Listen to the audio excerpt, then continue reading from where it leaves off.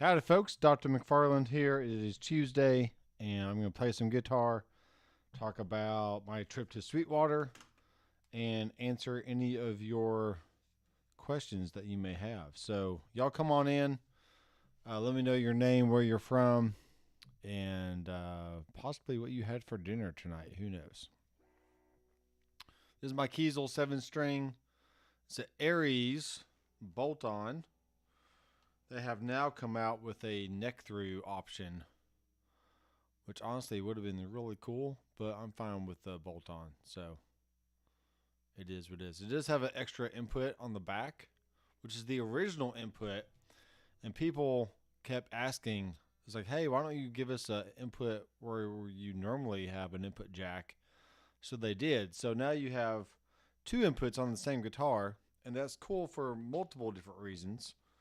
You could go to two different amplifiers. You could plug in to two different inputs on your interface and possibly record through two different amp sim plugins or, all kinds of cool stuff. So I have multiple inputs, or at least three inputs on my Aviator Cub from Quilter. So I could choose to go into the blackface input or the blonde input or the tweed input. All kinds of neat stuff. So I'm going through a Chameleon Lab 7603 X Mod mic pre plus EQ tonight. I took a few things out of the rack just to experiment with.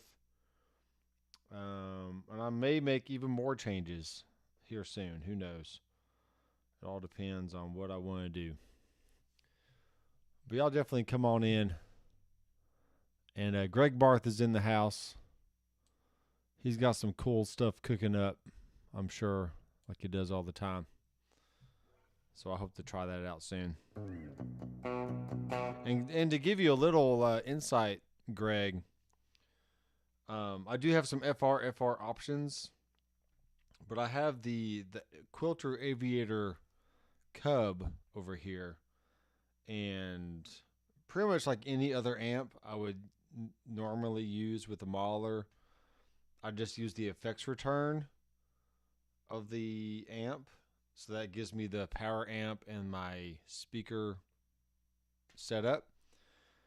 And then in the Mahler, I usually bypass the speaker if I can, but there may be other options in the future. I'm not sure.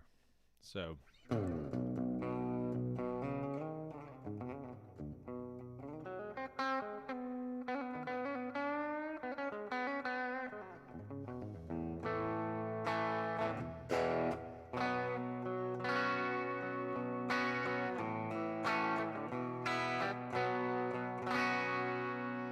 I'm playing through a mystery box right now. Not talking to the mic directly as much to kind of lessen the pee-pops. But if you can guess, kind of by that foot switch right there, what is that? What is that? Take your guesses. Let me know what you think. But for now, just listen to the sweet tones that I got going on. Put this on the neck pickup.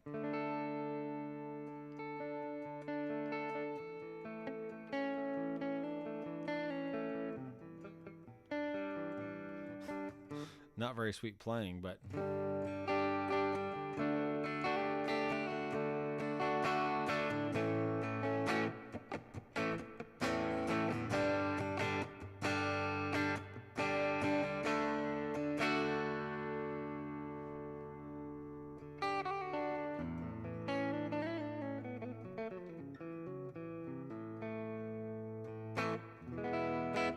yeah, I like this guitar.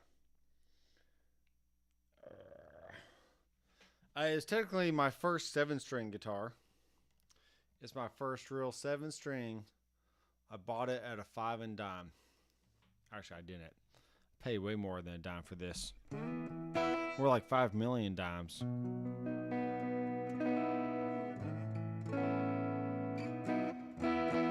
Though the B string is wanting to go out a little bit here lately, so I'm going to stretch these.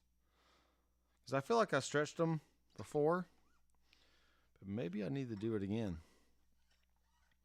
These strings came from webstrings.com. When you buy in bulk, which I like to do, if you're a Sam's Club or Costco member, buying in bulk is your lifestyle. But when you buy strings in bulk from webstrings.com, you essentially get each pack for around $3.40-ish. I'd have to check the site again, but it's a really good deal. And the strings feel good. I mean, they're not any different than any other GHS or Ernie Ball or Diodario strings I've ever played. So, and I'm not out on the road playing 100 some odd shows a year, and I'm just here in the studio. So I go to work, come home, play basketball with the family like I did tonight. We were outside because it felt so great outside. My 2-year-old he can now pick up the basketball, walk up to the goal and look up at it and be like, man, I wish I could get up there one day. So I take him, I pick him up, and he puts the ball in the hole or in the basket. And then he just goes and gets the ball again, just looks up at the rim. Like, is someone going to pick me up? So we were doing that earlier, and it was fun.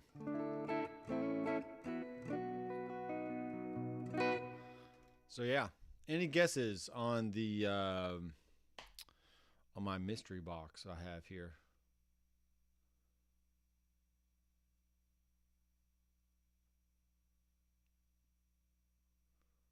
Yes. Now, so let's go ahead and talk about my Sweetwater adventure. So if you don't know, I do have a day job. I work for Harrison Audio, and I am the product specialist for Harrison Mixbus, which is the recording software. And I also do support for plugins, and now I do support for the 500 series modules that just came out. Literally like last week. They're on Sweetwater.com. As of right now, you can go buy it.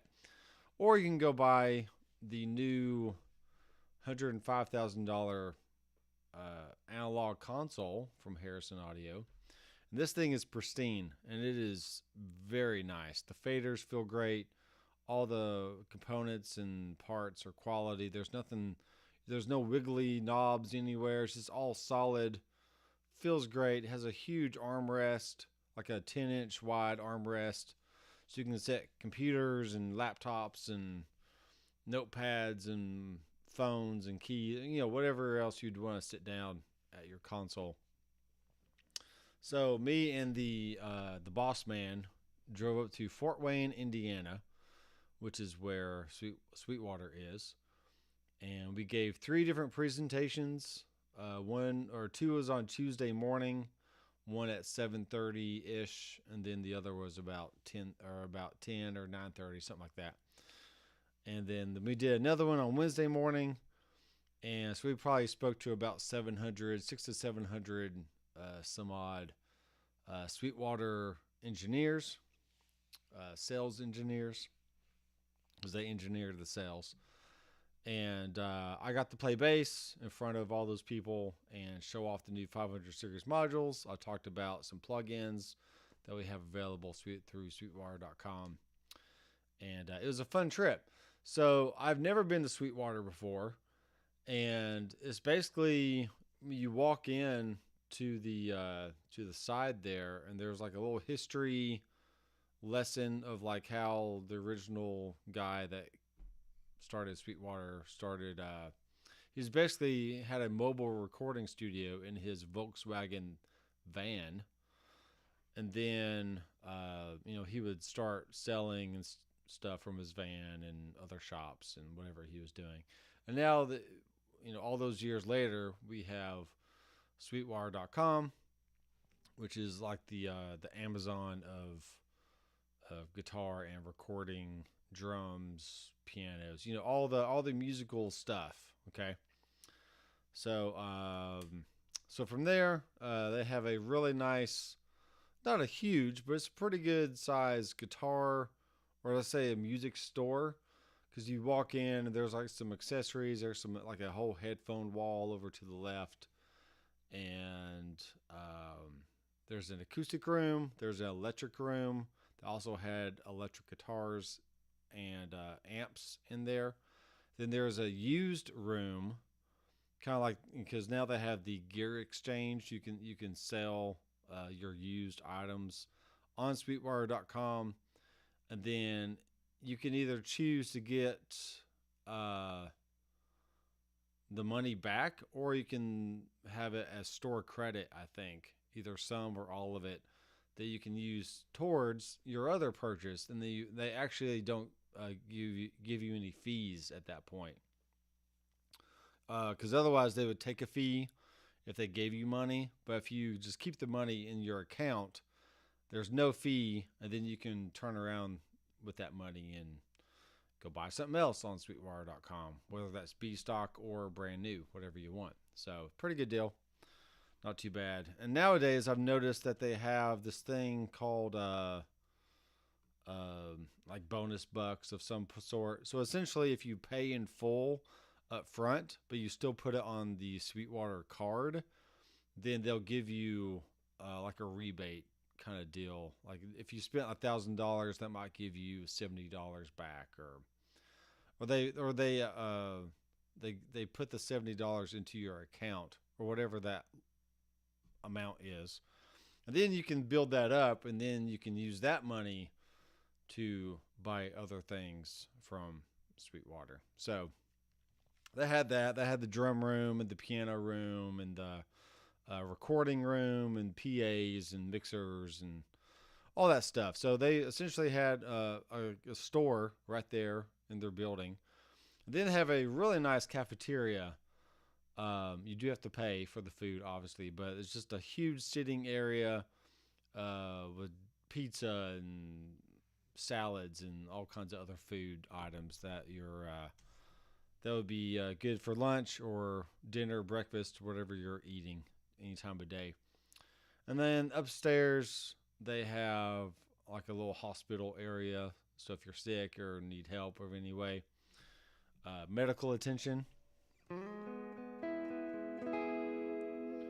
There's some other meeting rooms. There's a huge theater there, which is where me and the boss man gave our presentations every day. And then obviously there's not obviously, but if you didn't know, they have some recording studios on the premises. There's like a small like C and D room, I think, and then there's A and a B room, which is slightly bigger. And they were beautiful. They have some Neve consoles in there and all the outboard gear, and nice big live room for the drums and all that. And then I saw Don Carr walking around. I saw Mitch Gallagher walking around. You know, all the normal people you would see, giving all the Sweetwater demos on their YouTube channel, stuff like that. So it was a great experience. I had a lot of fun. It was about 6 hours, 6.5 hour drive from Nashville. Oh, man. Sorry. And it wasn't too bad. It wasn't a bad drive at all. So, I mean, I didn't have to drive. I just had to sit in the passenger seat and let the boss man do all the work. But, yeah, it was a very cool experience getting to meet my personal sales engineer from Sweetwater. And if you ever shop through Sweetwater, you are assigned a sales engineer. So if you buy something just off the website, and you don't have a sales engineer assigned to you yet, usually they'll assign those people out, and then your engineer will follow up with you and make sure your purchase was everything that you hoped and dreamed for. And if you had any questions or any needs in the future that they could help you with, then they will help you spend your money accordingly. So,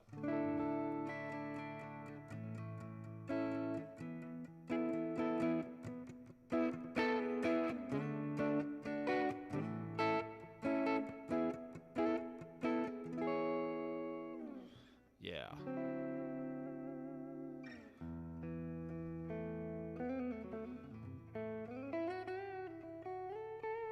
So I was there in the crowd, in the audience, because it was Barefoot Speakers showing off their new O3 Barefoot speaker design product that is now sub $2,000. So if you're interested in getting some studio monitors for your studio and don't have $5,000 to shell out for the O1 version of the Barefoot speakers, then you can now get the O3 version for under $2,000. It's about $19.95 or so, and they sound really good. They probably work really well for this size room here. But I feel like the RCF speakers that I have now are perfectly fine for everything that I do. I don't have any water up here. It's all good. Check my levels. Yeah, we're good. So, what else did I see? So, yeah, it was Barefoot. Then it was Harrison. We kind of gave a little history tour of everything that Harrison's been through over the last 50 years, since 1975. So, almost 50 years. And then after Harrison was the Line 6 guy. Well, guess what he represented, or guess what he showed off? It's the new Line 6 Pod Express. I think that's what they're calling it, Pod Express. And so it's got 7 or 8 built-in amplifiers. Then it has some drive, some modulation, some delay, and some reverb. And you can either turn the effects on or off individually, probably somehow by assigning the switch to do a certain thing. Or you can just set up some presets and you can change between your different presets. So I thought it was pretty cool. The price of that is about $179 on the website. And just like anything, when something new comes out, a lot of people are going to go buy it. Then they might change their mind. And then they're going to start showing up on Reverb. Maybe for like a small discount, like a 10% discount or whatever. But if you're looking for something that can fit on a pedal board that will give you those extra amps that you want, maybe it would take the place of an Iridium, like a Strymon Iridium, or even an HX Stomp. If you don't want to spend the full money for HX Stomp, then maybe the Pod Express would be something that you'd be interested in. So let me move my web browser down here. Check out a few things. Let's go ahead and look at some of your questions that you have.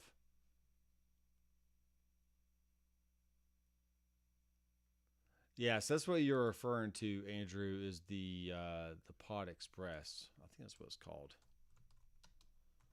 Line 6.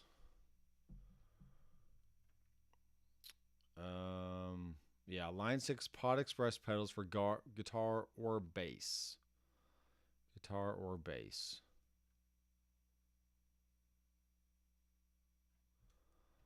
Looks like if you buy the full pedal board, which is now $14.99, so they've lowered the prices just a little bit because they were 16 something. I did not pay 16 something for mine. I paid around that 14 something range. But then I did pay for the Helix backpack separately. And now it looks like you can buy the Helix and get a backpack with it for free. So there you go. This is the deluxe backpack. So let me go to my other scene here. Let's see what we got. Not that one. Not that one. Not that one. Oh, no. Yeah, there we are. Pretty close. Okay. So this is a really nice backpack. I like them a lot. See, if you bought this outright for $199, you could earn $10 cash back. So there's that. Yeah, a new Helix with the backpack is $14.99. I mean, I just feel like if they're this low now, and then you start seeing them show up on Marketplace, So here's the Platinum Edition I just got. So they're lowering their prices. Which some people might say, okay, if they're lowering their prices, maybe they're going to come out with something new very soon in the future. I don't know. I really don't know. If they did come out with something new, I did tell the Line 6 guy at Sweetwater that I really like the size of the HX effects.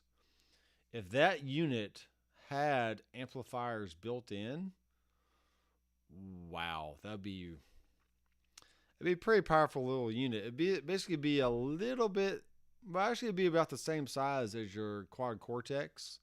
Obviously, it wouldn't have the touchscreen, but you'd still be able to have your little scribble strips and your little main screen there. And you could see your signal flow. You could add in your amps in the middle, amp and cab in the middle, put a few blocks before, a few blocks after, and still utilize all the scenes or the snapshots and the presets and the stomps and all that stuff. So I'd be like, man, if you had an HX Effects sized unit that was more powerful than the current Helix floor, I don't know. That'd be a pretty cool little product there. And I'm not sure how much it would cost. I mean, they do have the LT version, which is now $9.99. And that's basically the same power as the full size Helix floor. It just doesn't have the scribble strips over the foot switches. But something in between that range, that $699, $799 range, that was more of like a Helix floor. I mean, not Helix floor, but the HX Effects size unit with amps. That would be really cool. See the Stomp XL? That's $599. That's still a really good deal. See, for $50 less, you get the HX Stomp. So something tells me that if you're going to buy a Line 6 unit, don't do it right now, because you just don't know what they're going to come out with next. See, this is also $599 or $549 for the HX Effects.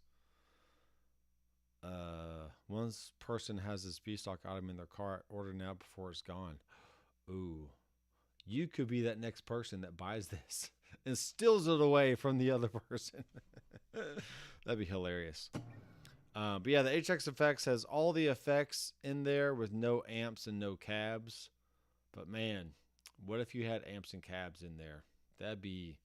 I just love the form factor of that. And you have all the... You could add your expression pedal onto the side. It's at a nice angle on the floor, so you can get to the switches really easy. You got your mode option there, your tap and your tuner. Yeah, it looks really good. Actually, they could probably extend it out a little bit wider and get those 8 buttons right there, and still have the mode switch and still have the tap and the tuner. Maybe if they wanted to. But by that point, let's see what the other ones have. I don't even remember. Basically, this one has 12 buttons on it. So if you just had... So if you had an HX Effects without the bank switches, and you had 8 switches there, and you still had the mode and the tap tempo, that would be 10 switches. I don't know if it would be worth it for Line 6 to do something like that. So we basically went the opposite direction, and they gave you an HX Stomp XL, which is 4 ABCD switches. Well, it's essentially the same as the HX Effects. You got six switches here, you got 2 over here. Then they just gave you a slightly bigger screen. So this is essentially the HX Effects with the amps and the cabs. just in a slightly skinnier, not as deep form factor there. But yeah, I mean, it is what it is. So I'm gonna turn on overdrive here.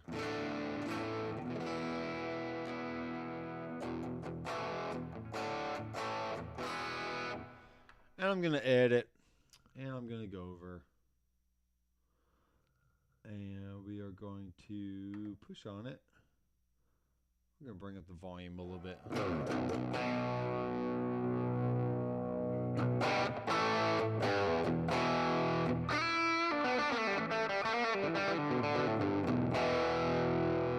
And we'll save it.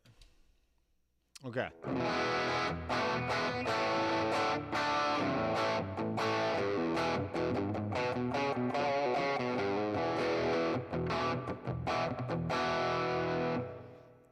Pretty good. Pretty good little sound here. Let me go over to the reverb. I'm going to turn that down a bit. Push on it.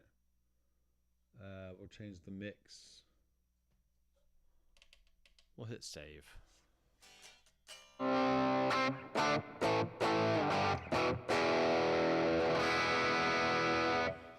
Okay, so any last guesses? Yeah, $16.99 for the Helix. But you've had yours for quite a while, so yeah, I don't know what goes through the minds of different companies when they start lowering prices. I mean, the same happened for the Kemper. See how much the Kemper is now. Then I'll reveal my mystery box over here. Okay. So it's $15.99. So Helix is now just below the Kemper price. The Kemper Player $698. See, I would wait till this is start showing up used. I would probably pay $500 for a Kemper Player, but almost $7. And then you got tax, and you got tax on top of that, so it's easily going to be in the $700 range. But yeah, my motto at this point is I'm going to start not putting things on credit cards, and if I absolutely need something, then I would just pay with cash, or use my play my YouTuber card and be like, hey, company, do you want me to review something for you? And I just get it sent to me for free. And there's all kinds of arguments for and against that kind of thinking, but at this point, I mean, I barely have enough time to make the videos I actually want to make. I could probably make more videos than I do, but I either get stuck in actually playing guitar mode, which I just sit here for hours and just play guitar and don't really do anything productive, really, even though I am technically practicing and getting better at my craft or whatever the crap that means. But yeah, I just I'm kind of over the cycle of just buying a bunch of gear just so I can review it or make videos with it, because then I'm stuck paying for that over time and hopefully using a little bit of my AdSense money that I do get from YouTube to help compensate those purchases. But unless you're a really big YouTuber and you have companies just falling all over your feet wanting to give you stuff, then that is not me. So I hope you have enjoyed the Headrush videos over the years, and any Helix stuff I've done, any Fractal stuff I've done, any Kemper stuff I've done, any ToneMaster Pro stuff I've done, and any Quad Cortex stuff I've done.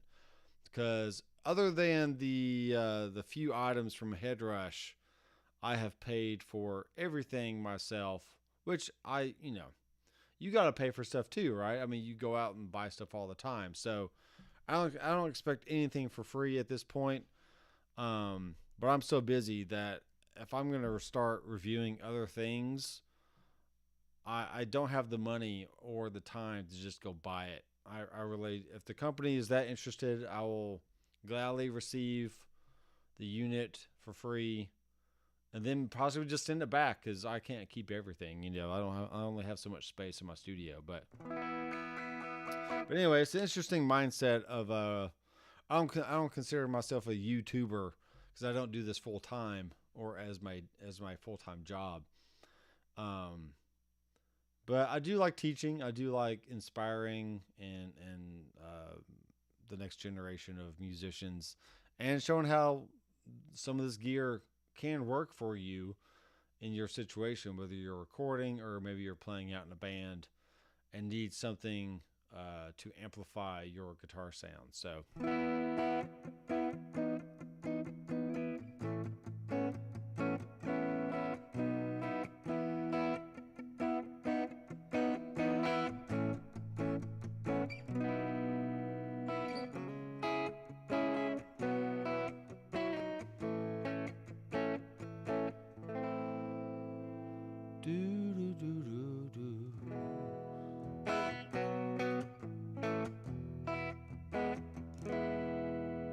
Yeah, that's a nice sound. All right, so that's enough of Sweetwater.com. I do have affiliate links on all my videos. So if you do want to help support the channel, I greatly appreciate it. That would be great. And use those affiliate links whenever you do buy something through Sweetwater or Amazon, because I also have Amazon affiliate links as well. So, but you don't have to do any of that if you don't want to. I'll still love you. It'll be fine. All right, let's just show off this thing here. I have been eating my my kids' Airheads. These things are so good. They'll never know it. Where'd all my Airheads go? All right, so this is something that was sent to me. From time to time, I will get emails from companies saying, hey, would you like to review our units? And I'm like, yeah, okay, sure, I'll do it this time. So this is a Sonic Cake. Sonic Cake. It's not Sonic Cake, it's Sonic Cake. And this is the Matrobox 2. So it's got 3-foot switches. So if you ever seen a Headrush MX5, you would know that this is slightly bigger than that. It does not have a touchscreen, but it kind of uses the Helix style of pushing a knob, turning some encoders to do all the things that you'd want.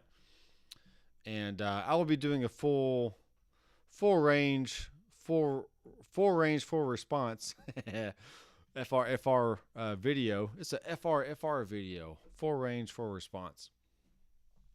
I know it's flat range, full response, whatever. Video on this, kind of showing off all the things. But for church last week, I just set a deluxe clean preset, and then I turned on some kind of warm OD sound. I have a little tremolo for like my slower picking kind of stuff. Maybe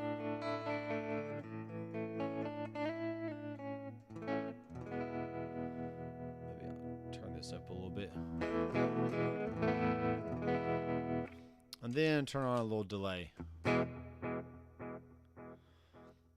So now, if I actually hold, you're not going to see any of this, but if I actually hold the first switch, I can now do the tap tempo. But I can go in and assign these switches to do all kinds of stuff. So that's pretty easy. Or I can hold down switch 3, and that will bring me back to my preset view, where I can switch between different presets, and I can still have my controller, so I can do a tap tempo on there as well. So.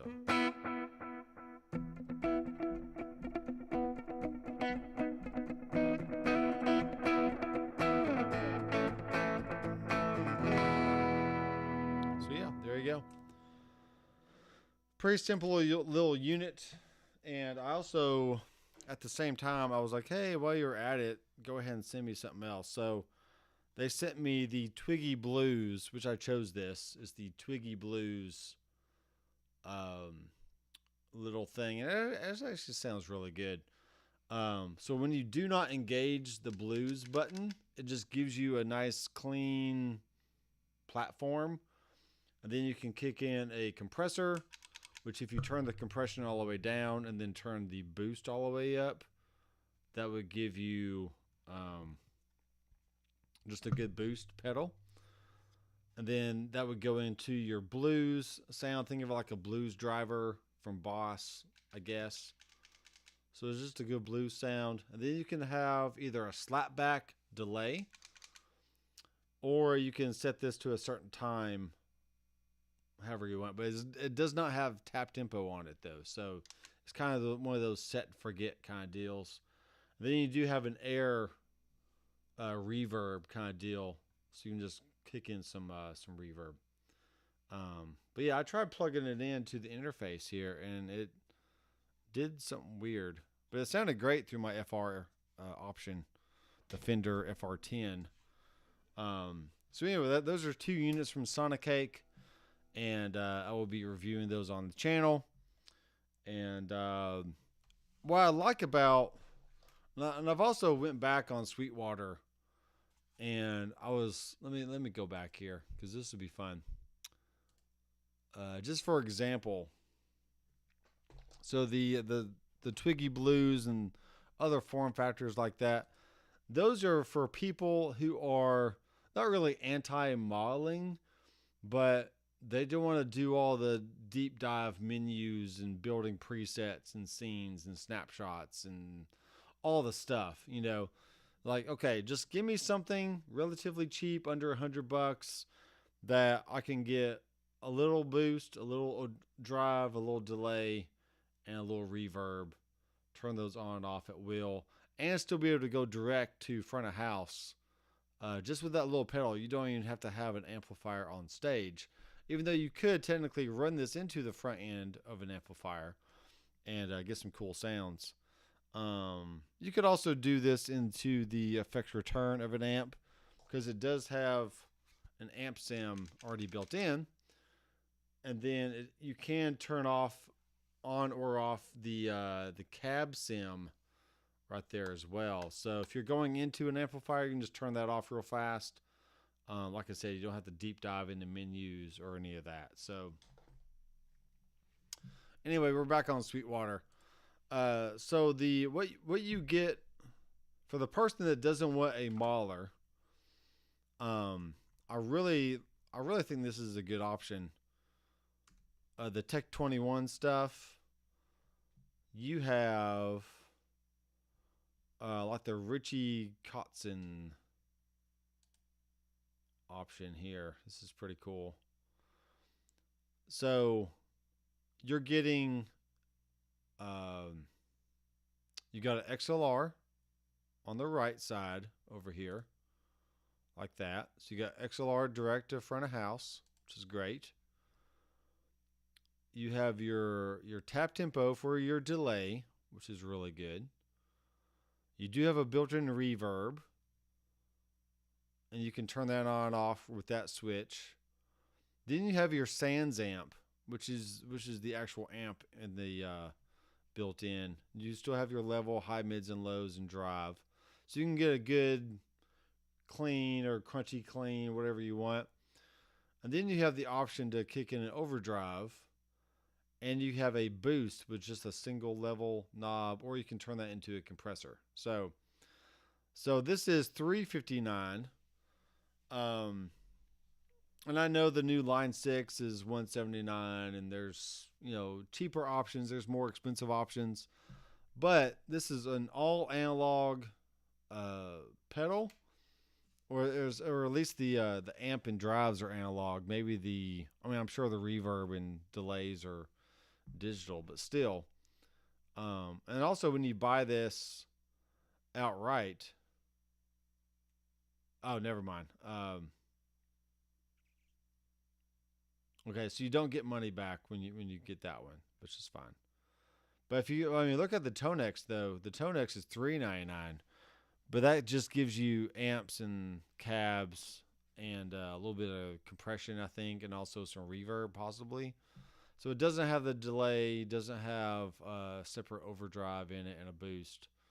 But anyway, if you're tired of all the modeling stuff and you just want to get one little thing that you can literally throw in a backpack or in your little front pouch of your guitar case, or if you have a hard shell case, you can probably fit it in there as well. Throw that in there, throw some cables in there, a little power supply, and let's look at the back of this thing. We just have a simple output with a 9-volt DC and then an input. But what is really good about this one that you can't do on the Twiggy Blues, if you see here, it has a little headphone icon. So you can plug your headphones into the output of the Tech 21, and now you can do silent practicing just with headphones on and get a really nice sound. And then when you're done, you can just hit that button to turn it off, and now you're going to the output there. Now, what's really cool about this is you can also use the output to go to an amplifier or an FRFR, and then you can use the XLR to go to your front of house. So still lots of routing options for playing live, but really for here in the studio, for sub $400, I might actually do that. I might sell my HX effects because I already have the full Helix floor, so I don't really need the HX effects. But I would be interested in getting one of these Tech 21 options here. You can get on the Gear Exchange for $300. Let's check reverb real fast. See how low we can go on this thing. Let's see. Tech 21 Sans amp. Let's just see what they have showing up here.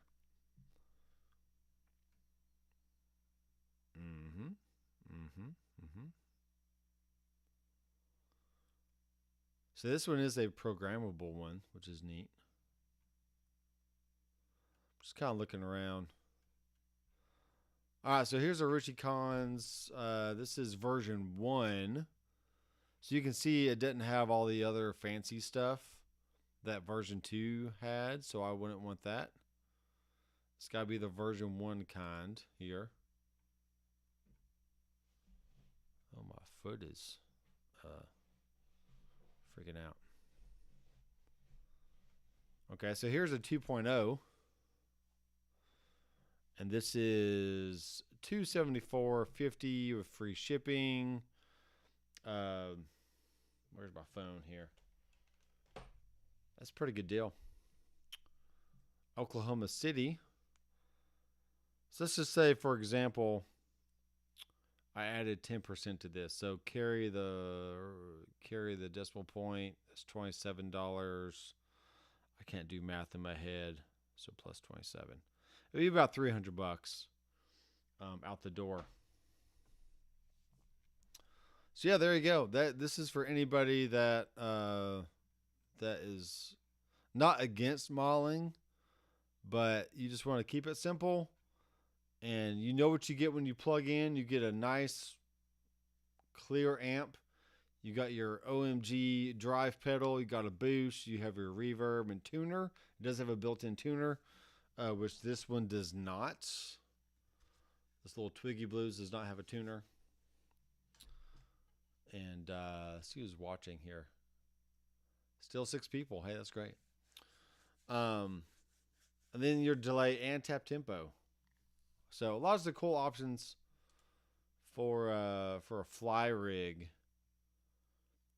I mean, it's in the name. I mean, it's called a fly rig. So if you need to go on a plane and play a show somewhere, hey, not too bad, right? See what this one does. This was a programmable instrument preamp pedal overdrive of 49 presets. Wow. 1, 2, 3. Sans amp. So he's got a high level, high low, drive, crunch, punch, buzz, gain. I'm not sure what all that does. But yeah. But as I'm ranting and rambling over here, y'all ask me some questions. I want to know about you guys. What are y'all into these days? What are y'all doing? Actually, what I'm gonna do is let me pull this down a little bit. So what I've been studying here lately is some Pat Martino kind of activities, as he calls them, and essentially it tells you to play. Oh, not that one. It's this one. All right, we play G minor 7 in this form. Then we play another G minor 7 in that form, which is technically a B flat major 7 almost. This would be a B flat major 7, right? But then we bring down that one note to the G. So that's our G minor 7 with the B flat in the bass, flat third in the bass. Then we have, whoops, wow, another G minor 7 like that with a fifth in the bass. That's the fifth of G, not the fifth of B flat. So if you're used to thinking in these things like the natural minor, then that would be G minor. But if you're thinking of them as in the major 7 or the major chord, major key, that D would be a third.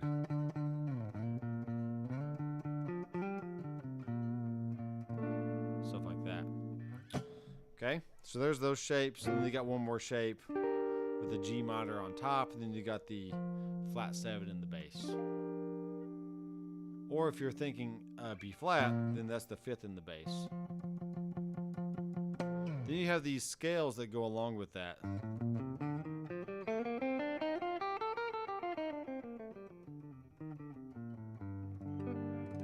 Right? Then you have the first activity that is kind of strange. It basically gives you a Dorian type scale because he uses a major 6 instead of a flat 6. So you're going.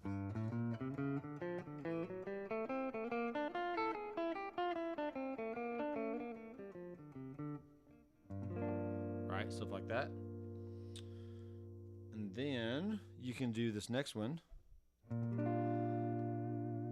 And then you got this kind of thing where you're going starting on the 7 of the scale.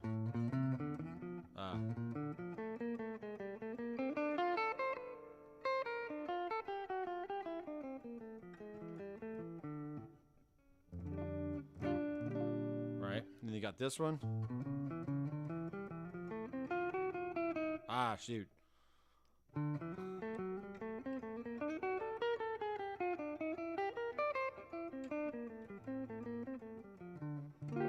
So that's what I've been memorizing the last 2 weeks, is just these activities here. The next one is this.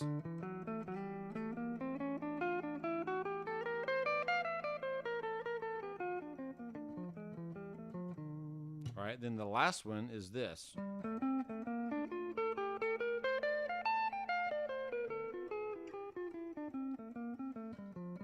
And then you're back to the first note, which is down here.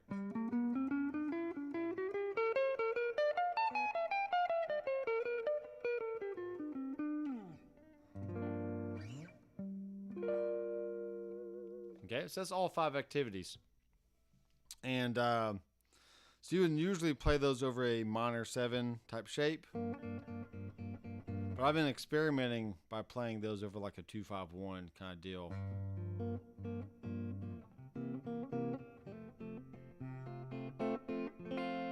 So let's say, for example, y'all be asking your questions, but in the meantime, I will lay down a real fast little ditty.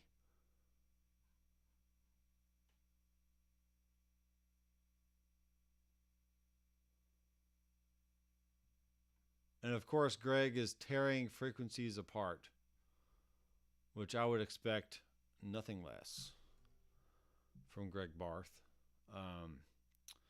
We're going to make a session here. We're going to call it Pat Jazz.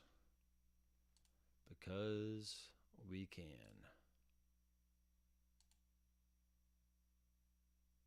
Pat Martino. So what's cool about him is, or an interesting fact, is he had a brain aneurysm and forgot pretty much all his guitar knowledge.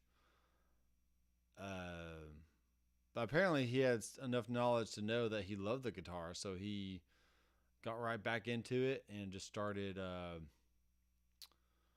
relearning the guitar, which is insane. But you know, if you can pull it off, then that's what you want to do. Because some people were born to rock. That's what I know. All right, so we got some Pat Jazz. Let me show you my screen here. Okay. So let's see what we can do. We're going to go to our, let's go to our cue page. And we'll go to our swing. What do we have?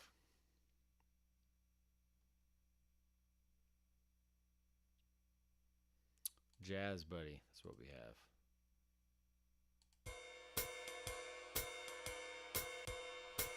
Okay. I'm going to pull that over into a cue slot. So this is the Ableton Live style clip launching, which is cool. And if you are a Harrison Audio Mixbus fan, then this is technically version 10. I'm trying out, what do we have here? This is a slightly older one, 340. I need to update this one. Wow, come on, mouse. My mouse is freaking out. There we go. All right, so now we got this. I can add a cue marker anywhere on this timeline. I'm going to add it over here to bar 9, for instance. Add in QA. Then when the playhead passes over QA, you will hear the drums. Okay. We got about 120 beats per minute, which is fine for now. So let's add an audio track. Excuse my yawning. I get tired. But in the meantime, please ask me some questions. Anybody? I am going into input number 1 on the back of the RME UFX. Hey, look at that.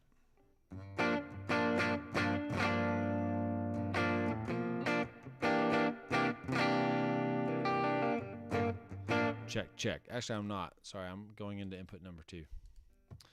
That makes more sense. Okay, I can technically bring this up a little bit. Then I can just turn it down on my RME. Now, I have reached out, spoiler alert, I have reached out to Antelope Audio, because I am interested in their interfaces, because you can essentially, like an Apollo system, to where you can record with all these vintage EQs and compressors and stuff, and they also come with a lot of really good. I assume they're good. They come with some guitar sim, some amp sim modeling built in to their interface, so you can pretty much just use the interface as your DSP loader and not have to bog down your computer. Very similar to your UA Apollo type setup. But I am interested in the guitar and bass simulation portion of all that. So hopefully they'll respond within the next week, and they'll let me know yay or nay if I'm cool enough to do a little review for my YouTube channel. And if that's the case, then the RME may get kicked to the curb. Who knows? If it's really good, and I like the workflow.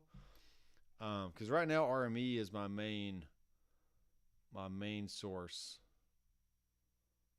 of all that.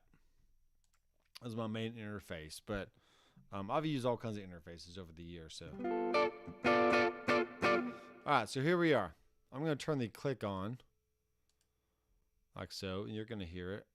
And I'm going to put this on bar 7. I'm going to do shift right bracket. I think that's what that's called. Left bracket. Oh, that's loud. Let me turn that down a little bit.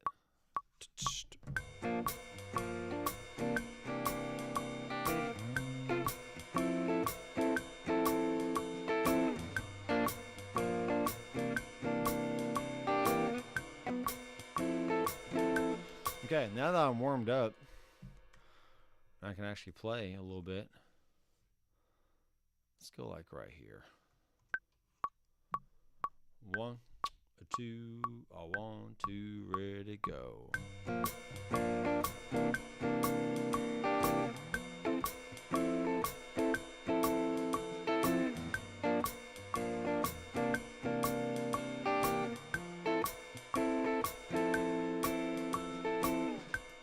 Okay. There's that. Now I just need to loop it a little bit here.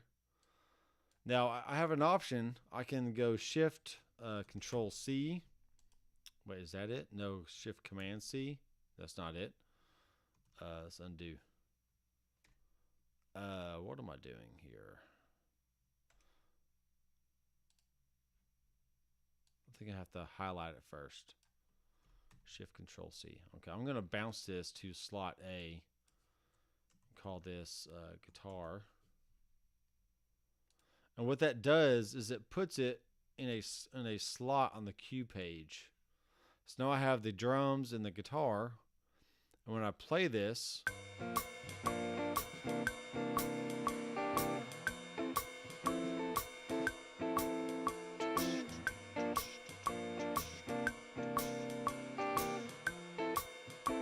so regardless of what is here on the timeline, I could actually just go ahead and delete that and it'll just keep playing. Right, stuff like that. So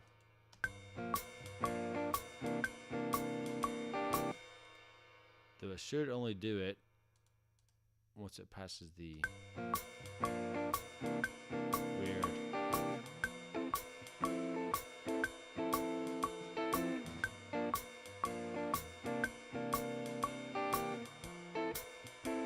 Alright, here we go. Actually, I've messed this up before. Let me check one thing. So if I'm playing the DAW out, yeah, you should be hearing the same thing I'm hearing.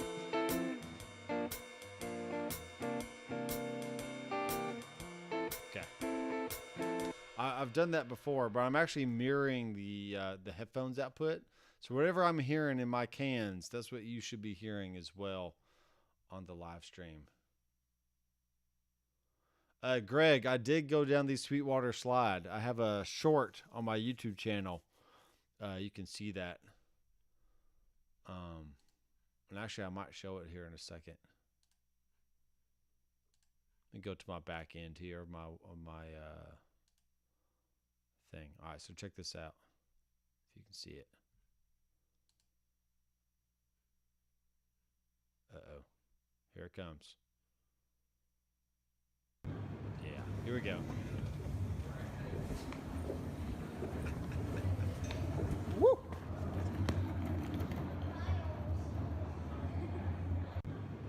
Yes. So there's that. So the slide was everything I'd hoped for and more. It was great. Let me remove this cue. Why am I still hearing it right now? I should not be hearing this.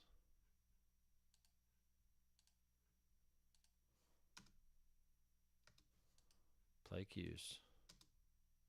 Okay, there's nothing. This is why we test software, because you just never know. All right, now it's going to do it.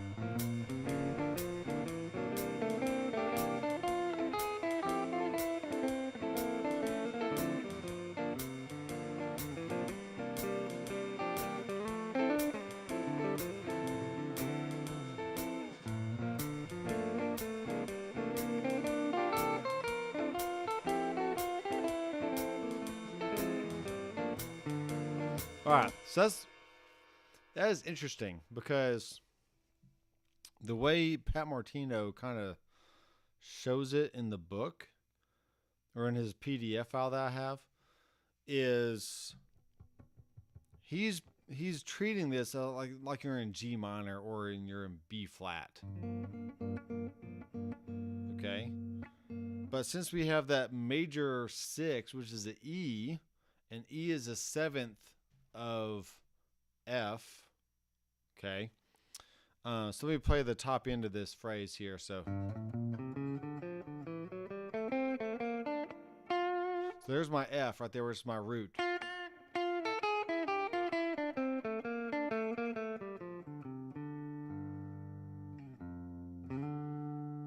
So there's a G and there's an F. Right, so let me play it again. Let's go back here. Here we go.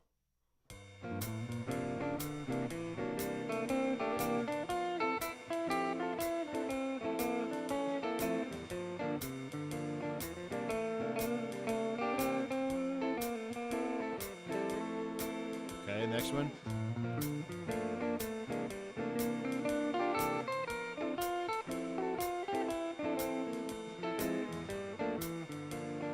Okay, not too bad. How about the third one here?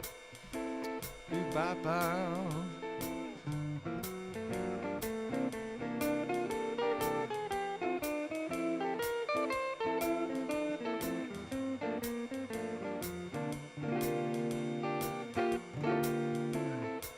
Interesting.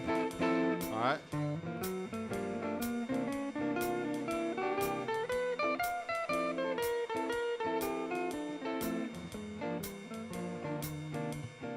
Interesting. Here's the last one, starting on G. All right, now that chord right there, D.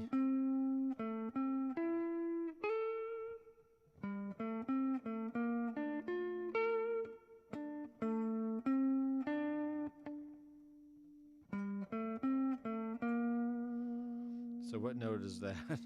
Oh man. That is, that's a B flat. So over a C chord,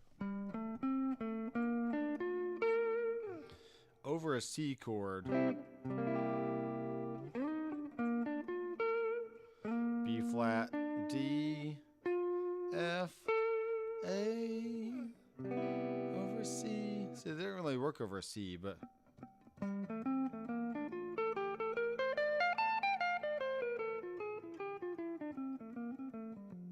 it's just very interesting. All right, going back around. Here we go. 2, ready.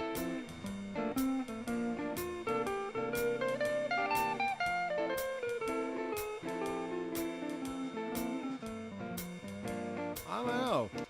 On paper, it didn't look like it would work, but to my ears, it totally works. So if you use these chord shapes and scales over the 2 minor of whatever key you want to play in, more than likely it'll work over your 2-5-1 of that key. So we're technically in F, but I'm starting on the G, which is the 2 minor.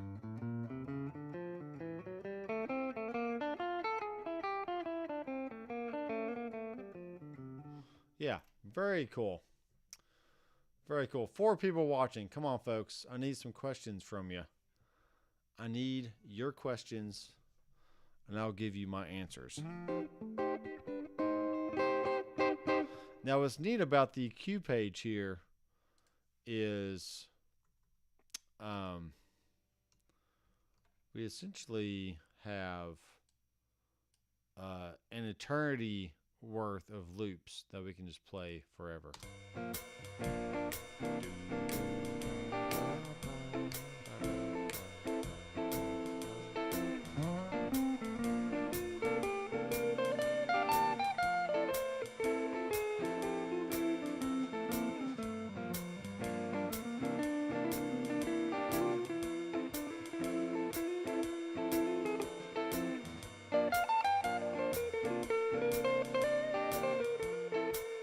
Yeah, it's neat.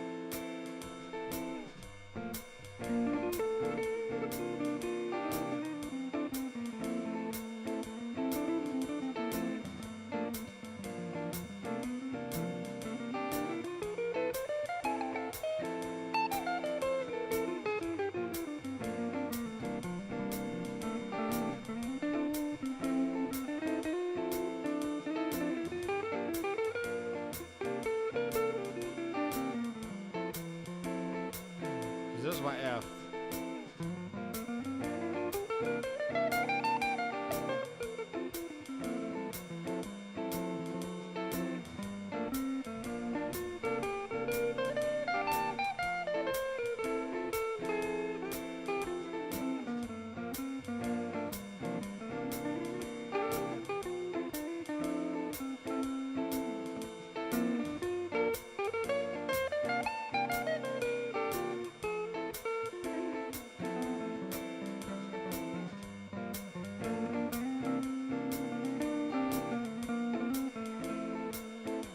Yeah.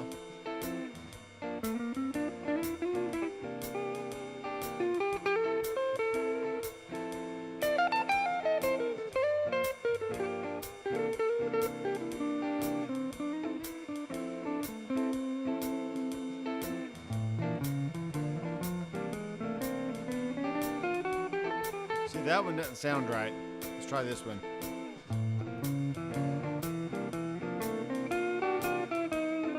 No, that doesn't sound right either.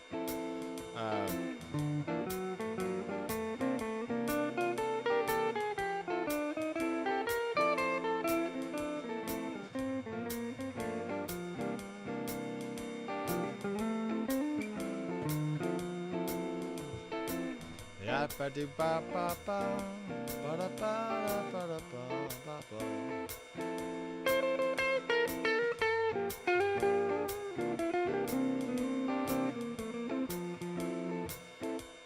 All right, now at this point, let me show you what I'm doing. I can either think like I'm in G minor, which is technically the 2 minor of F. Right, stuff like that. By playing your drop 2 voicings, or you are, what do I want to do here?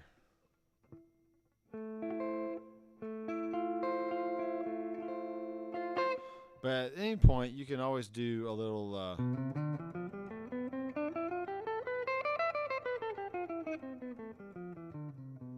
scale work here. That was C, but there's F.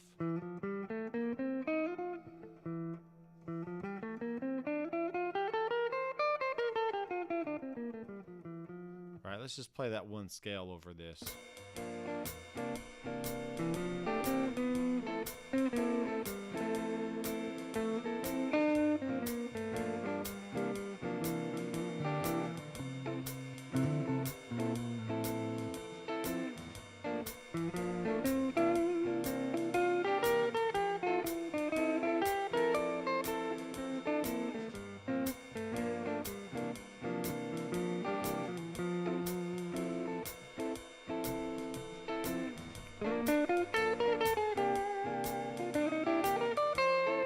Yeah, that's kind of nice.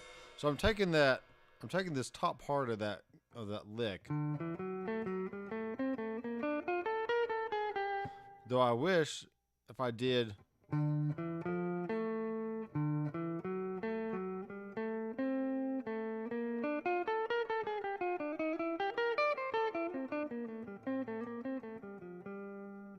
I change that to a B flat instead of a B, so I'm technically going D, D, E, F sharp. It's not even an F. It really needs to be an F. So.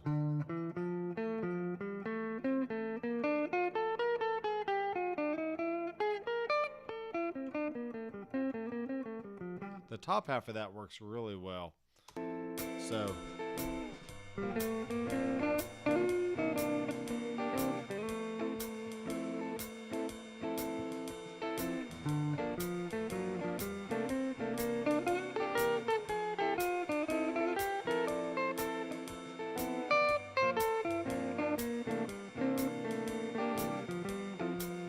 Alright, here we go again.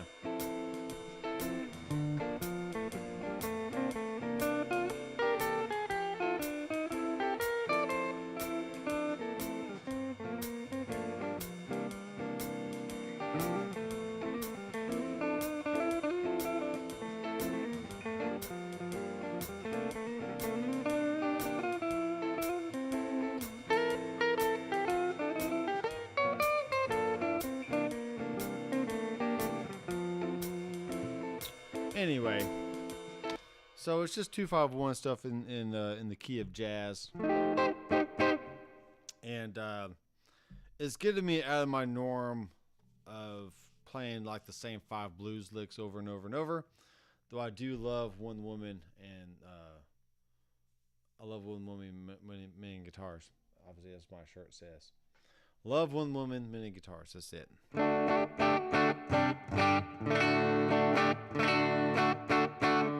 Now, what do I have this on my desktop? I do not have this on my desktop, though I really should.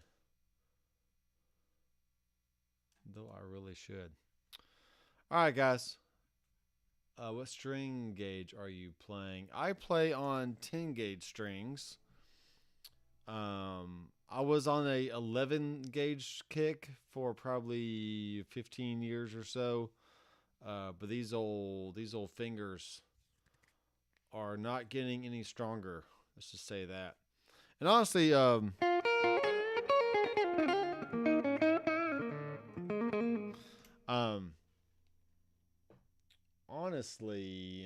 mean, 10s feel really good. I don't play in a rock band anymore. I don't hit the strings as hard as I used to. So it's just not necessary for me to have the heavier gauge strings to accept the abuse that I usually gave my guitars when I played live.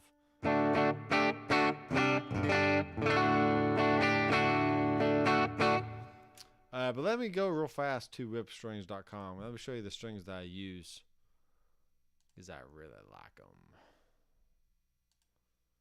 So whipstrings.com. Delivering the world's greatest string deal since 1997. So let's go to electric strings. I use the nickel. Excuse me. Oh, that's even better than I thought. So when you buy 24 or more sets, each set is $3.09. That's for the ultralights. Let me go to the 10 gauge. Okay, they're the same. Let's go to heavy. Same price. Lights. So there's your 11s. There's your heavies.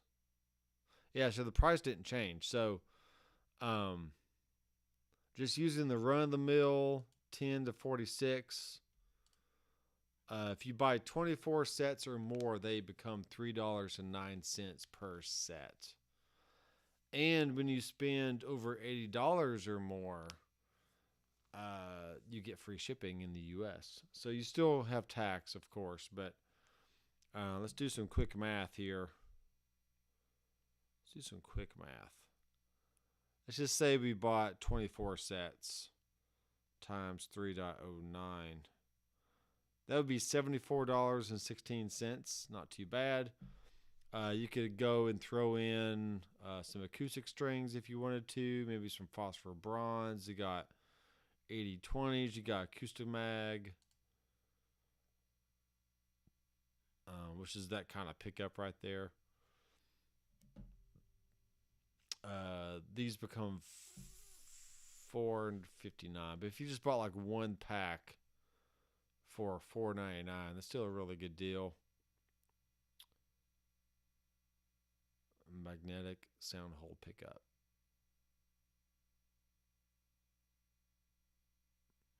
Yes, those are just made. You can get classical strings, a banjo, mandolin, ukulele, picks and t-shirts, electric bass.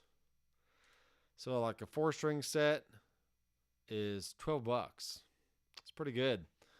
You would normally spend at least $20 to $25 on a decent set of Ernie balls for bass. I think. I mean, I don't quote me on that. Let's just go check bass strings. See how much bass strings are on Sweetwater.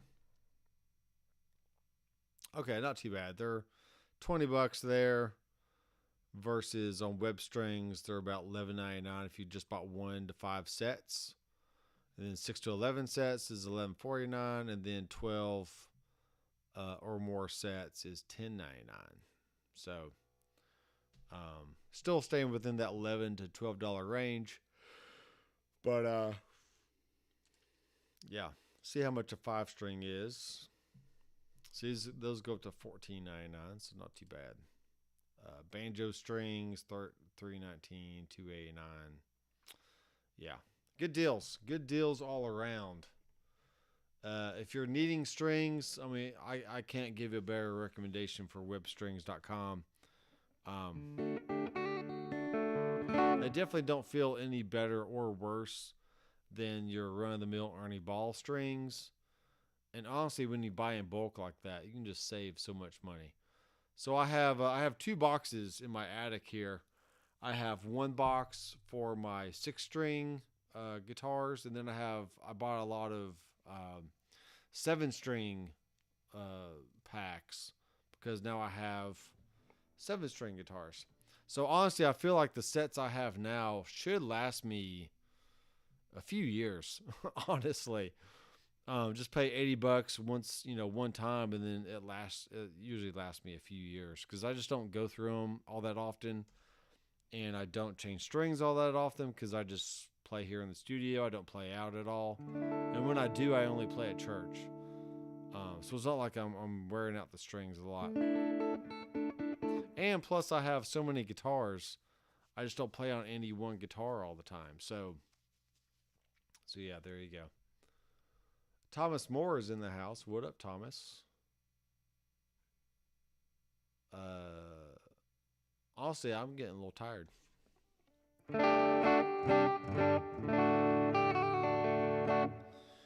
Just for real fun, real fast, I'm going to go to a different preset here.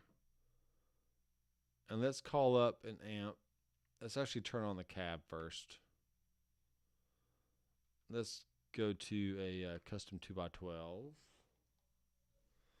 See what I got here.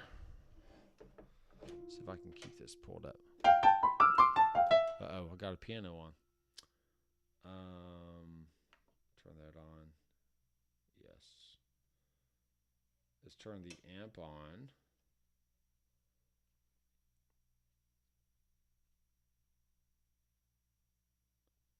So there's a Bogner, there's a Bog XT Blue, a Bog Red, there's a Dr. Clean, Dr. Overdrive, a Dragon, a SLO, which is a Soldano. Jeez, oh Pete, let's just try this.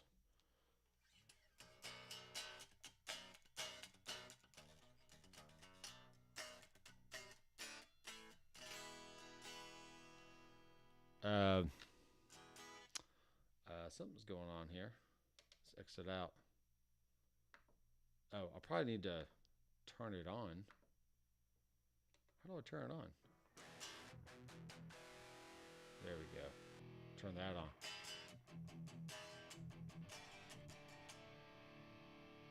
Okay, let's exit out. Let's go to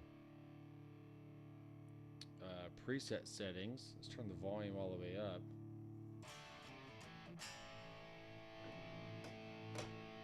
Turn this all a bit.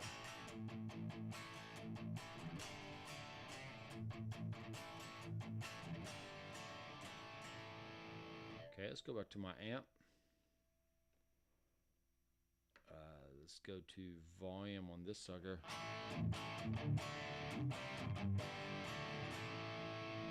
Hello. I say that sounds pretty good.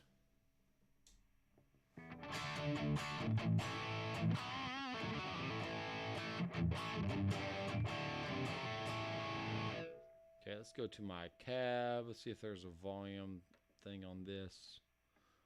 There is. Let's go to a low cut. Let's cut off around 100. The high cut can be around, I know you're not seeing any of this, but let's just go around 6.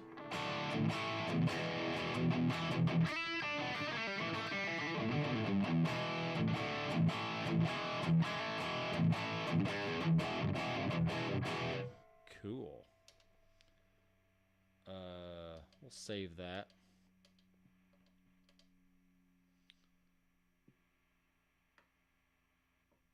We'll hold. We'll go turn on some delay. Let's make it a pure delay.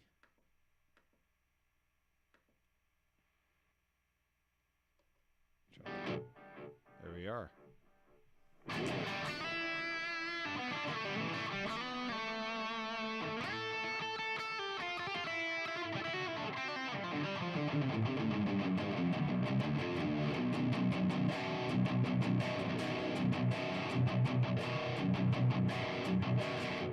Seven strings. Okay. We'll save that sucker. All right, guys. That was it's just a short little test.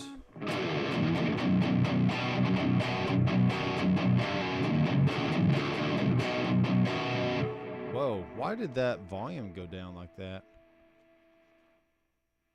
Weird. Why was the volume like that? Oh, I think the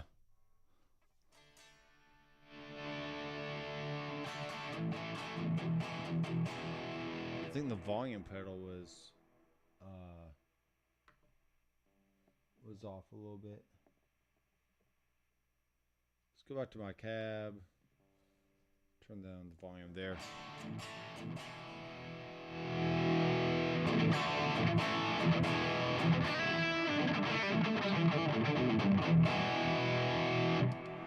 Yes, sir.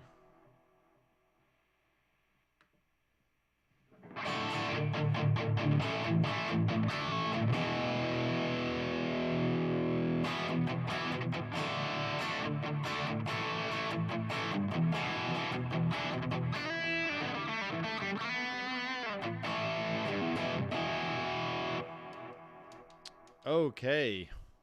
Wow. Technology these days are great. You know, you can get all kinds of cool sounds from inexpensive options. Let's see. Yes, we did. We did talk about katanas. I play a Katana 100 in a store and compare it to a Blues Junior and much prefer the Blues Junior. Is that the Blues Junior a good choice? And does your aviator quilter sound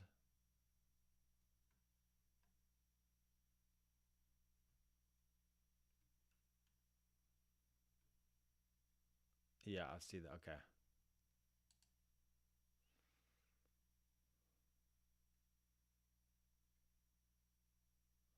AC10. Well, let's see. What are my thoughts here?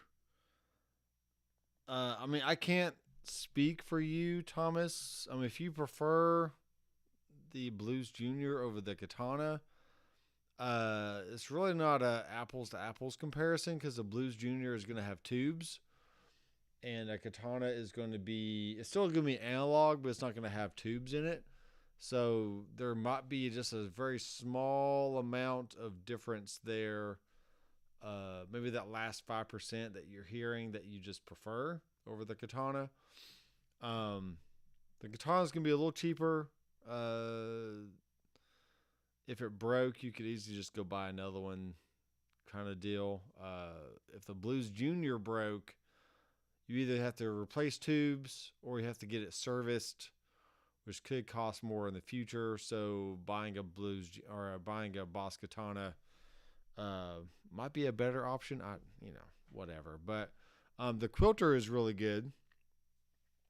The thing that the Boss Katana has for it is it does have built-in reverb, delay, modulation, and overdrive stuff. It has a USB port, so you can plug it into your computer and set up presets that way, or just record with it, which is really neat. You can't really do that with the Blues Junior. If you want that extra functionality. If you don't, and you feel like the Blues Junior is just a nice step above what the Boss Katana can provide, that's fine. The quilter stuff, I've literally owned all kinds of quilter amps over the years. Quilterlabs.com. Let's just check it out real fast. The Tone Block 202, I saw Steve Sterlacci do a cool video on that one not too long ago, which I've also owned the Tone Block. I had the IB45, the Aaron Block 45. The Super Blocks is what has replaced those other ones. This is another really good option if you want a direct solution. Kind of similar to the Twiggy Blues kind of deal, though the quilter don't have delay. They don't have the delay built in, but it is essentially your. It's just a good amplifier. It does have XLR out. It does have a cab sim you can choose from, either Bright Normal or FR. You can do standby. It can power a speaker cab. So at 8 ohms is 25 watts, and 4 to 16 ohms is okay. So apparently it says okay right there. It does need 9 to 12 volt, 300 milliamps. What does that even mean? Oh, this actually you can power other pedals with it, I think. Give me a picture here. Yeah, so this is your main power for the unit, and then it can also power other pedals off of this one, which is kind of neat.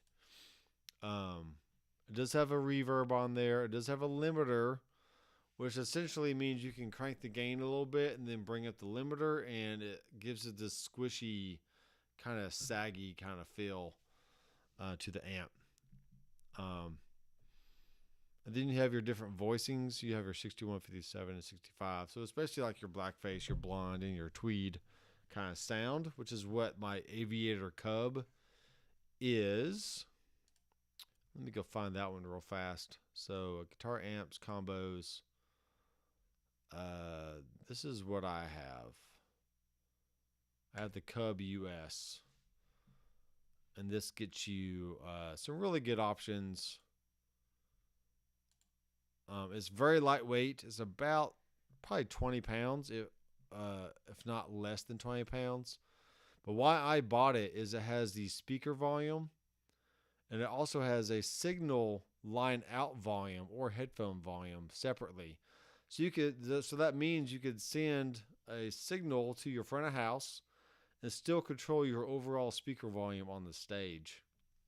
It has the effects loop on there. And then it has your 3 inputs for your different blocks. So pretty good little amp.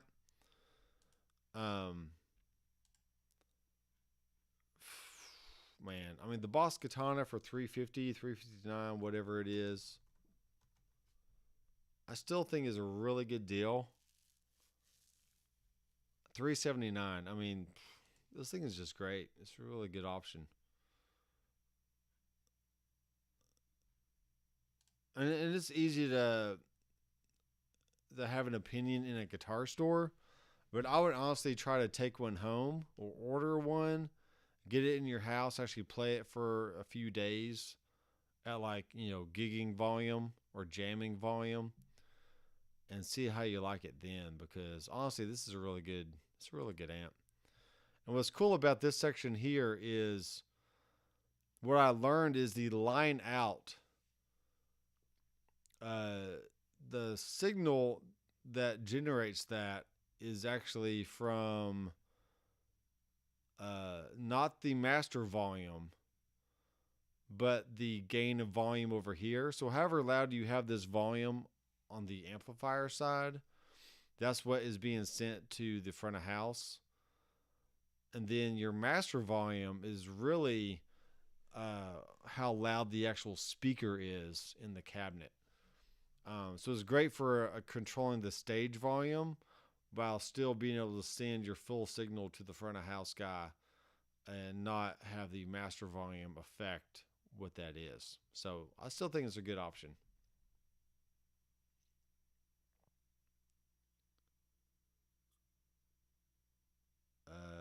Yeah. Yeah, the quilter warranty is really good. I say if you want a bare bones option, you really can't go wrong with the Aviator Cubs. I've had the heads. I've had all kinds of the heads before. The Tone Block 202 I've had. The 101 Mini Reverb is a deluxe killer. I mean, it just sounds so good.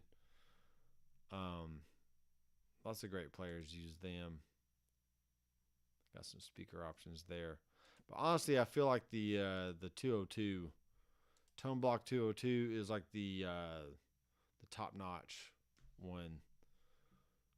But that's like $700. So, if you found one used, that'd be good. You still have your signal out pre or post.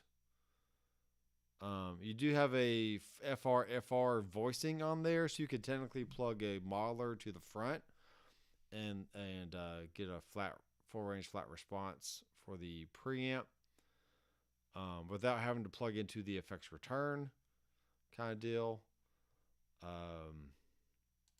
At this point, I mean, I would still lean towards the Katana, because what you get for that price of $379, I just don't think you can beat it for $379. I don't think the Quilter would give you that much more tone, better tone, for almost double the price. So I still stick with the Katana as my preferred cheap option. But yeah.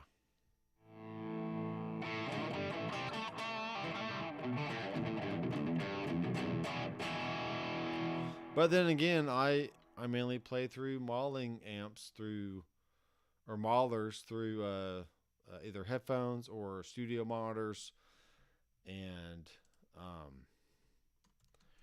my needs may be different from your needs, so your needs may vary. They very well may vary. So, all right, guys, I'm gonna pack it up here. I probably wake up in the morning. I'm going to try and do a main video on Mondays, which I kind of had a short video this week, kind of shooting out the hiss noise on the Fender FR10 things, which is still a great amp, but a great speaker. I just wanted to compare. So Mondays are going to be my longer form videos. Tuesday, I'm going to do a live stream. That means Wednesday and Thursday will be some shorts.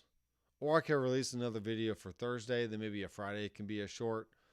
But essentially having like a Monday or a Thursday being my longer form videos.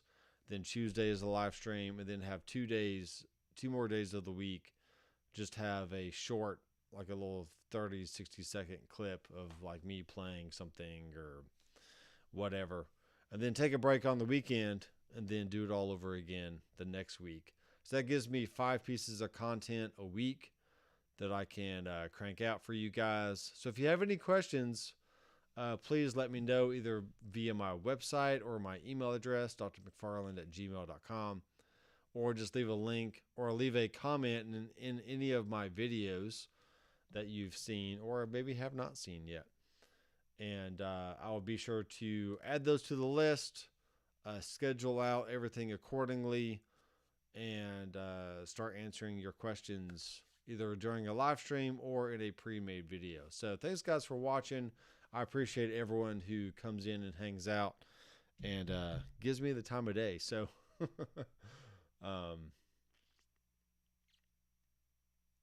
yeah, I would, Thomas, you got to get one at home. Don't judge anything by what you hear at a store, because you need to be able to live with it for a few days and really crank it up and play your guitars, your pedals, have it in the comfort of your living room or your bedroom or your jam room or main room, whatever you have, and just live with it for, I would think you'd want to live with it for about a week.